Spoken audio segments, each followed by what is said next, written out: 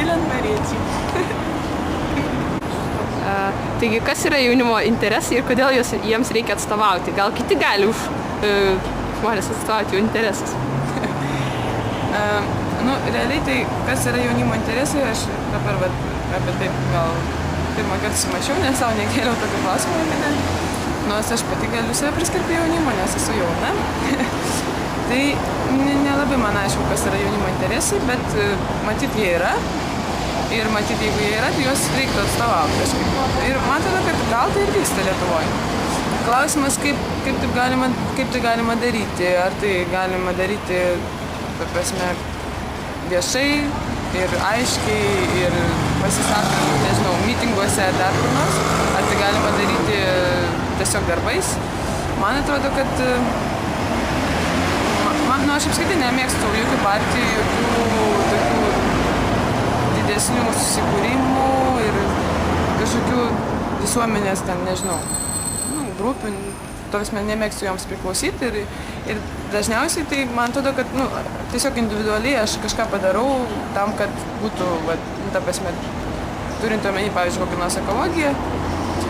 Aš manau, kad kiekvienas, jeigu daro kažką tam, savo namuose, savo buity, tai tiesiog tas ir po truputį ir pasikeičia. Bet nežinau, čia mano yra nuomonė, kad kiekvienas tiesiog nuo savęs kažką turėtų padaryti ir nebūtinai tą skelbti, ir nebūtinai tą rodyti ir visą kitą. Bet šiaip aš nežinau, labai netgi gerbiu tos žmonės, kurie gerbiu todėl, kad aš nuo jų truputį skiriuosi ir neturiu tam tikrų bruožų, kuriuos turi jie.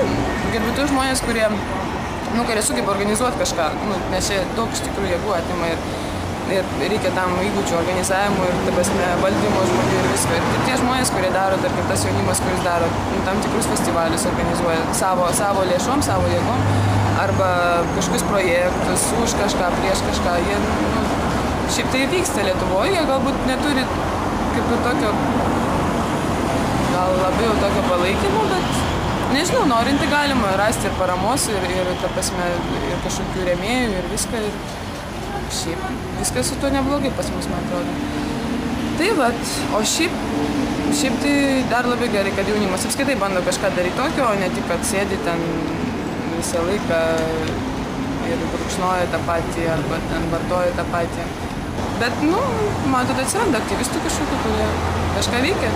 Aš tikiuosi, kad bus kažkaip ir mažesnėse miestuose kažkokios, kažkokių idėjų ir jaunimo judėjimų. Linkėčiau visiems. Sveiki, lentvariečiai, sveiki šito projekto dalyviai. Aš esu Artūras, taip pat esu, galbūt žinomas tokiu vardu kaip pseudonimu, kaip Mamanė. Ir, kaip sakant, esu čia šiek tiek pabendrauti su jumis ir pasakyti bent jau savo nuomonę, kodėl yra gerai atstovauti savo interesus ir kaip yra gerai būtent stipriai juos atstovauti, nes, kaip sakant, tik didelius darbus žmonės pamato ir tam reikia iš tikrųjų labai daug darbo ir daug įdėti. Taigi. Tai kodėl reikėtų atstovauti savo interesus? Gal gali kiti jos atstovauti už mus? Ko gero, bet koks darbas perduotas kitam žmogui nebus padarytas taip, kaip jūs norite patys asmeniškai padaryti. Lygiai taip pat yra su interesų atstovavimas. Jeigu jūs tikėsite, kad kažkas tai už jūs atstovaus jūsų interesus ir kažkas padarys už jūs tą darbą, tai jūs labai klystate. Taip, jisai gali būti padarytas, bet taip, kaip jūs jo norėtumėt. Tokio rezultato, kokį jūs norėtumėt, turbūt niekada negausite. Aš turiu omeny netgi ir su mūsų sindikato kūryba, kad netgi duodami daryti dizainą mūsų viršelį albumo kažkokiai firmai, mes visą laiką turim labai ilgai derinti, kad būtų taip, kaip mes norim iš tikrųjų. Ir tai yra didelis darbas, bet turėkite omeny, kad jeigu jūs patys darysite tą darbą, jeigu jūs patys atstovausite tas interesus ir darysite tai stipriai, tai bus žymiai geresni ir didesni rezultatai, negu tai darytų kažkas kitas. Gerai, ar Lietuvoje yra susiformavusi interesų atstovavimo tokia kaip kultūra? Ar yra atstovaujami interesai šiuo metu? Aš manau, kad nėra, bet nėra, sakau, tik dėl to, kad nesu girdėjęs, kad būtų organizuojami tam tikri renginiai ir parodoma būtent jaunų žmonių, paauglių nuomonė, interesų atstovavimas būtent įvairiuose, kaip sakyti, plačioji, kaip sakant, visuomeniai. Galbūt nesu matęs, kad būtų organizuojamos tam tikros akcijos. Kažkada dar, kai aš pats buvau mokykloje, būdavo organizuojami netgi įvairiausi piketai, atstovauti būtent mokyklose esančių problemų interesams šiuo atveju, kad iš tikrųjų buvo tokia grupė žmonių, kurie galėjo suburti visą didžiulę, kaip sakant, grupę žmonių eiti į piketą ir, kaip sakant, protestuoti. Šiuo atveju protestas yra jau galbūt stipriausia dalis viso šito dalyko, tačiau galbūt apie interesus pačius. Aš pats mokykloje susidūręs su tokiu dalyku, kad mano draugai, mano klasės draugai, dauguma iš jų rūkė ir taip ta buvo problema, kad jie buvo paaugliai ir jie vis negalėjo rūkyti mokyklos teritorijoje. Jie turėdavo bėgti kažkur prie kažkokių namų rūkyti ir tai buvo labai blogai. Ir tada užgimė pas mus toksai noras galbūt keisti tai, keisti nebūtent rūkimą. Tarkim, būdavo problema su dušais mokykloje ir panašiai.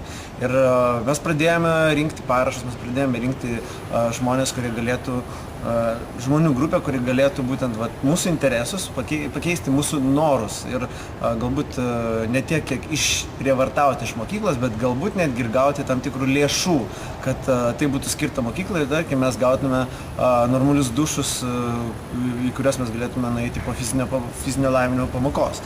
Tai buvo mano laikais, bet šiais laikais aš, kai nesu mokykloje, aš nematau žmonių atstovaujančių savo interesus. Aš nematau jaunų žmonių besibūrančius tam tikriems tokiems stipriems veiksmams įgyvendinti. Ir tikiuosi, kad tai galėtų pasikeisti ir pradedant nuo politinių partijų galbūt iki subkultūrų, muzikos ir įvairios meninės dalies, ką visą tai gali iš tikrųjų jungti. Tai turėkite omeny, kad manau, kad įvairiausiose, kaip sakant, paralelinėse dalykuose yra žmonių, kurie gali jungtis su įvairiom tiek kultūrom, tiek dalykais ir interesai gali būti bendri, netgi iš skirtingų, mano manimų, dalykų. Tai yra iš meno, ar politikos, muzika ir panašiai. Tai, kad jūs esate ir būrėtės ir darote štai savo iniciatyvą tokius susirinkimus, kuris dabar yra šiuo metu ir jūs žiūrite į mane, tiesiog aš noriu palinkėti, kad jų būtų dažniau, kad jūsų, kaip sakant, būtų vis daugiau ir daugiau žmonių, kurie galėtų rinktis, burtis ir atstovauti bendrus interesus. Tai yra, kad jūs susirinkę ten, jūs turite bendrą tikslą, jūs turite bendrą tam tikrą idėją, kurią norėtumėt iš tikrųjų įgyvendinti, išvystyti ir tie susirinkimai tam ir yra. Tai aš palinkėčiau, kad jūsų būrys žmonių didėtų ir žmonės prisijunginėtų prie jūsų. Tai aš ir palinkėsiu, kad jums daug stiprybės ir iš tikrųjų darbo, įdirbio ir stengimosi, ko iš tikrųjų labiausiai reikia.